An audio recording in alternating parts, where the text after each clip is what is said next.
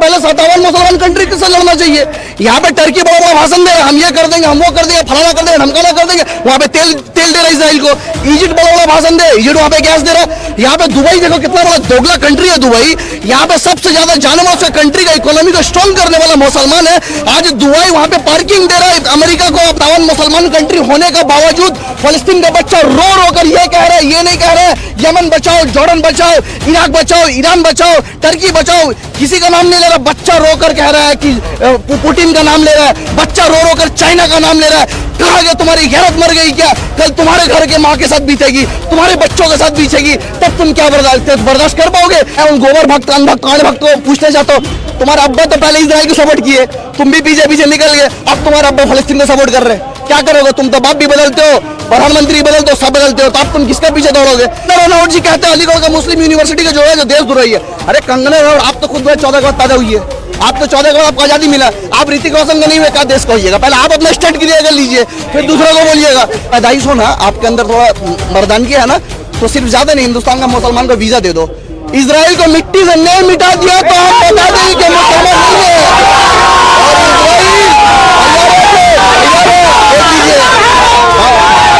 So called intellectuals, they are more educated than us.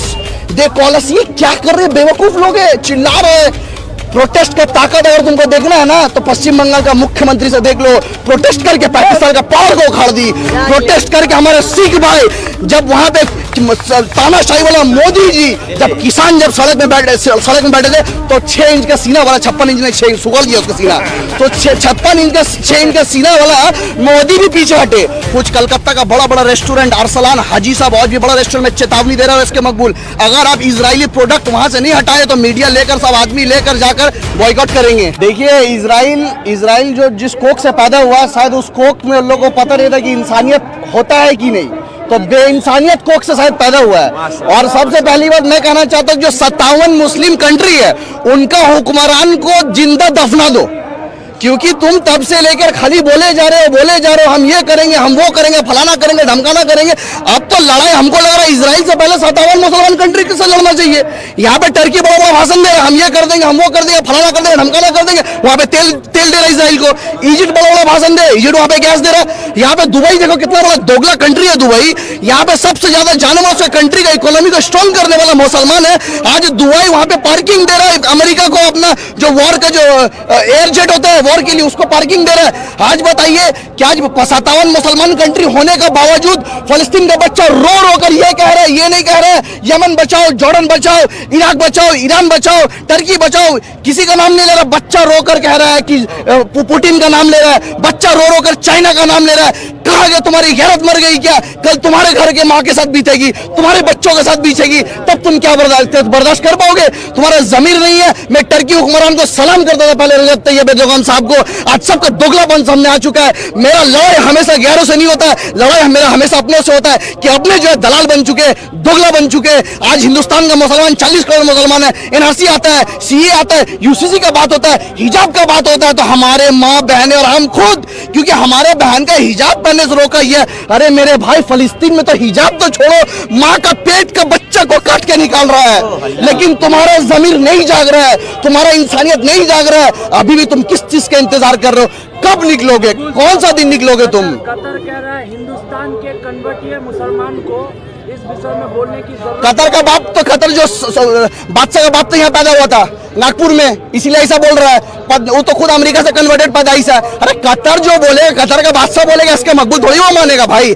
मेरा बाप को ना परदादा को ना उसको फिक्र लेने की जरूरत नहीं है। अगर उसको इंसानियत और मुसलमान की इतना बड़ा बड़ा बात करने का औकात है तो जाके कुछ करके दिखाए। आज बताइए ना, पूरा इजराइल को अगर मैप आप देखोगे, इजराइल को पूरा मुसलमान कंट्री घेर कर रखा है, पूरा मुस्लिम कंट्री घेर कर। अगर चाह ले, अगर चारों तरफ से वॉर करे, इसराइल निस्तो नामुद मिट्टी में मिल जाएगा और मैप में नजर नहीं आएगा। और हम आपको एक बात बता देना चाहते हैं, ये नेतन्याहू जो जियोनिस्ट, जैसे हिंदुस्तान में मोदी कट्टरवादी हिंदुत्व कट्टरवादी सोच को प्रमोट कर रहे हैं, और ऐसी जियोनिस्ट यहूदी का कट्टरपंथी है जो नेतन्याहू है। मैं कहना चाहता हूँ नेतन्याहू का इतिहास पढ़ लो, हिटलर का खात्मा देख लो, तुम लेनिन का देख लो, तुम जितने बड़े बड़े जैसे जो तानाशाही जो अपना हुक्म चलाते उसका निस्तो नाबूद हो गए। मिट्टी में मिलकर उसका खात्मा कितना खराब हुआ था।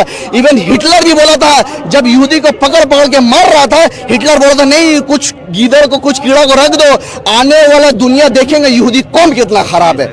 आज लेनिन को देख लो तुम, हिटलर को देख लो। आज बताइए, हिंदुस्तान का अगर बात करें, मैं उन गोबर भक्त अनभक्त कांड भक्त को पूछना चाहता हूँ, तुम्हारा अब्बा तो पहले इजराइल को सपोर्ट किए, तुम भी पीछे पीछे निकल गए, अब तुम्हारा अब्बा फलस्तीन को सपोर्ट कर रहे हैं, क्या करोगे? तुम तो बाप भी बदलते हो, प्रधानमंत्री बदलते हो, सब बदलते हो, तो अब तुम किसका पीछे दौड़ोगे?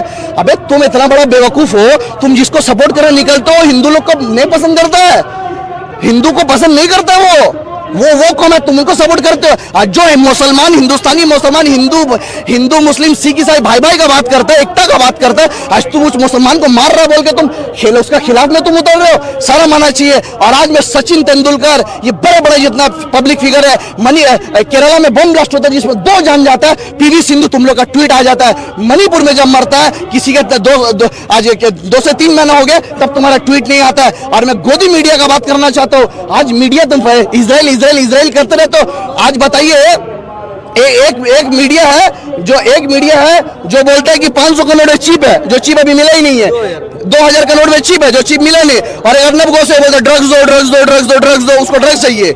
और एक तो सुरेश चौहान के, वो बोल रहे कि यहूदी यादव थे, ये है गोदी मीडिया। और कंगना रनौत जी कहते हैं अलीगढ़ का मुस्लिम यूनिवर्सिटी का जो है जो देशद्रोही है।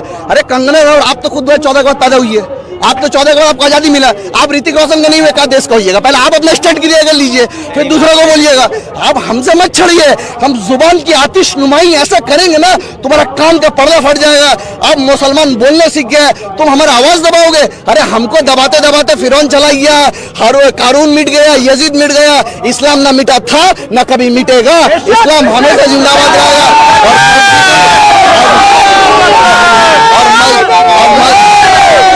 मस्जिदुल अक्सा के लिए, और मैं मोदी सरकार से कहना चाहता हूँ एक बात, अगर आप में अंदर, आप मर्द का पैदाइश हो ना, आपके अंदर थोड़ा मर्दानगी है ना, तो सिर्फ ज्यादा नहीं, हिंदुस्तान का मुसलमान को वीजा दे दो।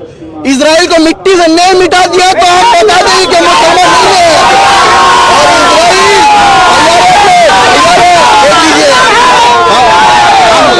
नहीं है, हम गीदड़ नहीं है, एक बात हमेशा याद रखिएगा। अच्छा, हिंदुस्तान का स्टैंड पे क्या बोलेंगे? पहले वो इजराइल का समर्थन किया, फिर बाद में फिलिस्तीन का समर्थन किया, फिर उसके बाद जब हिंदुस्तान का स्टैंड नहीं, हिंदुस्तान का स्टैंड मत बोलिए, मुसलमान को कत्ल करके जो पद में बैठने वाले हस्ती का बात कीजिए, और उनको चाहने वाला कातिल का बात कीजिए। शाहरुख खान के बर्थडे पे लोग स्टेटस लगाते हैं, लेकिन देखा जाता है कि फलस्तीन के लिए वही लोग या शाहरुख खान के फैन जो है वो स्टेटस नहीं लगाते होंगे, क्या? अरे शाहरुख खान उनके पैसे से पलते हैं, तो शाहरुख खान किसका क्या लगा रहे, उनसे क्या लेना देना भाई। और इजराइल जो है ना, इजराइल एक कायर कंट्री है, कायर, मैं बता रहा हूँ कायर है।